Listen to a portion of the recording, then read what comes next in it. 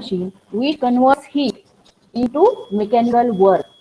Which converts heat into mechanical work is called as heat engine. Heat engine in their operations absorb heat at high temperature and convert parts some heat into mechanical work and rejects the remaining heat at lower temperature.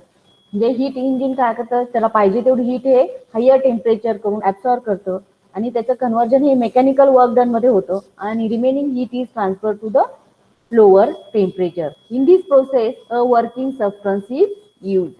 In this process, a working substance is used. Now, engines having many more types. Some types are steam engine, auto engine, petrol engine, multi-cylinder engine, diesel engine. These are the some types of engines. Now, in a steam engine, the working substance is a water vapor, and in all gas engines, in all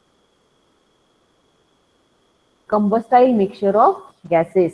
In a all gas engines, the working substance is a combustible mixture of gases. In any heat engine, the working substance goes through a certain changes of pressure, volume, and temperature.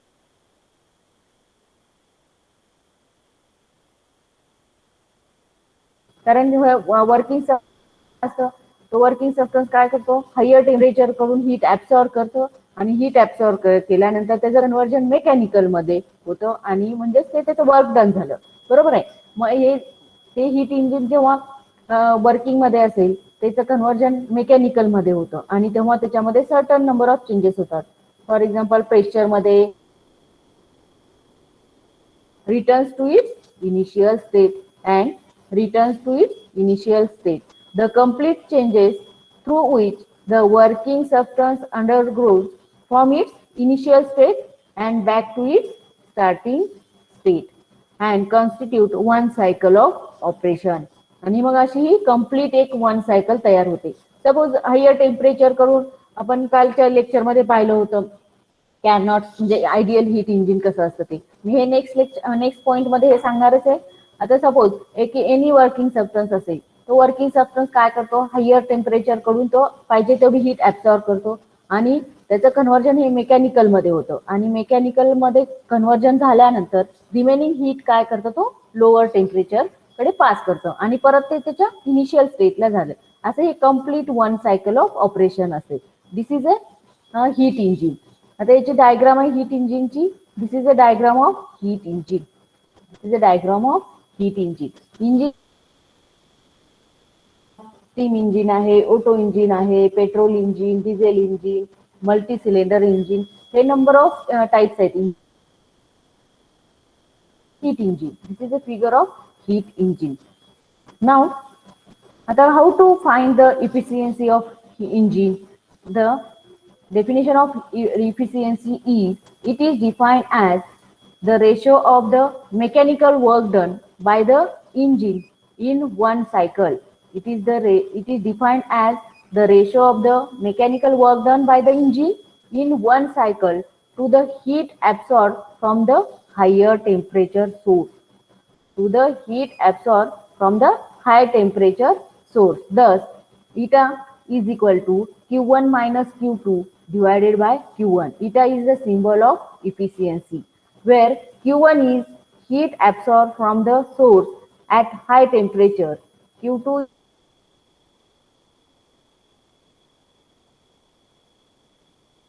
minus Q2 is the mechanical work done by the engine in one cycle. Q1 minus Q2 is the mechanical work done by the engine.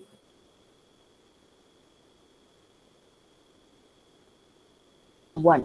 कारण Q1 चे हे temperature हे आपलं हाय असतं. Now the efficiency can never be 100%. Efficiency can never be 100%. म्हणजे कुठल्याच आपण ह्याचं आपण 100% गॅरंटी देऊ शकत नाही. बरोबर आहे. दिस इज अ हीट इंजिन. 5 मार्क्सला हे पॉइंट विचारलेलं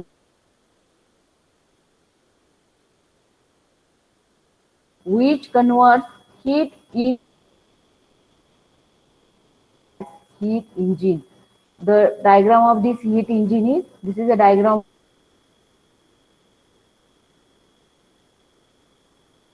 For example, steam engine, auto engine, petrol engine, multi-cylinder engine, diesel engine. These are the types of engine. आपला Carnot's ideal heat engine. In Carnot cycle, we cannot use heat engine. Now, heat engine. In a heat engine, we use a second law of thermodynamics. म्हणजे हे heat engine मध्ये second law of thermodynamics use केलेला आहे.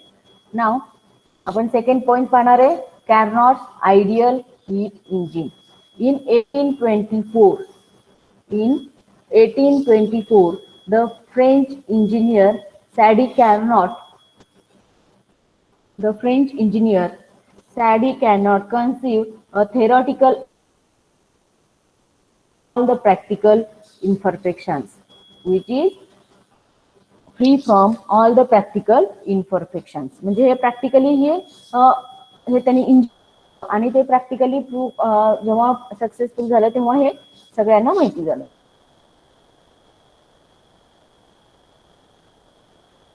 Has a maximum efficiency and it is an ideal heat engine. Sadi Carnot's heat engine requires the following important parts as shown in the figure. हे त्यांनी some parts सांगितलेले त्या ideal heat इंजिनचे. हे पहा, हे आहे तुमचं सिलेंडर. ह्या सिलेंडर मध्ये आपण वर सबस्टिट्यूट करू शकतो. याच्यामध्ये हे आहे स्टँड, सिलेंडर पुट करणारे. नंतर हे आहे source, having a temperature is high, and this is a sink having a temperature. Parts are केलेले, insulate केलेले, and these all these remaining parts are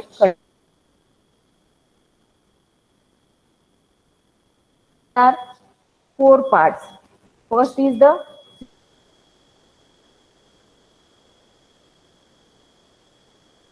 हे स्टँड वरती ठेवलेले आहे. त्या सिलेंडर मध्ये आपण वर्किंग सबस्टन्स सबस्टिट्यूट केलेला आहे. हे कंडक्टिंग मटेरियल आहे, म्हणजे सोर्स आहे ऍट टेम्परेचर T1 आणि sink at temperature T2. A cylinder having perfectly non-conducting walls. A cylinder having perfectly non-conducting walls and a perfectly conducting base and is provided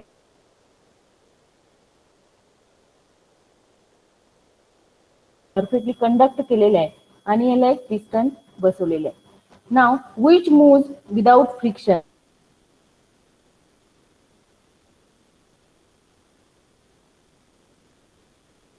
Hence, 1 mole of a perfect gas. 1 mole ह्या cylinder मध्ये आपण काय केलेलं आहे, gas put केलेला आहे.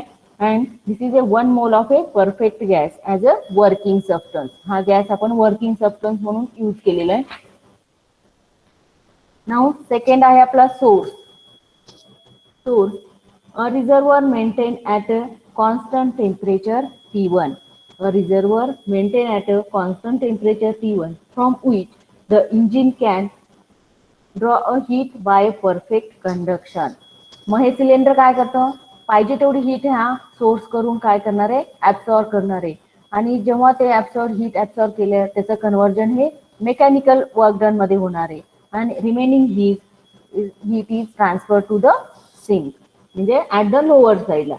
Now, in this source, it has a infinite thermal capacity and any amount of heat can be drawn from it at a constant temperature T1.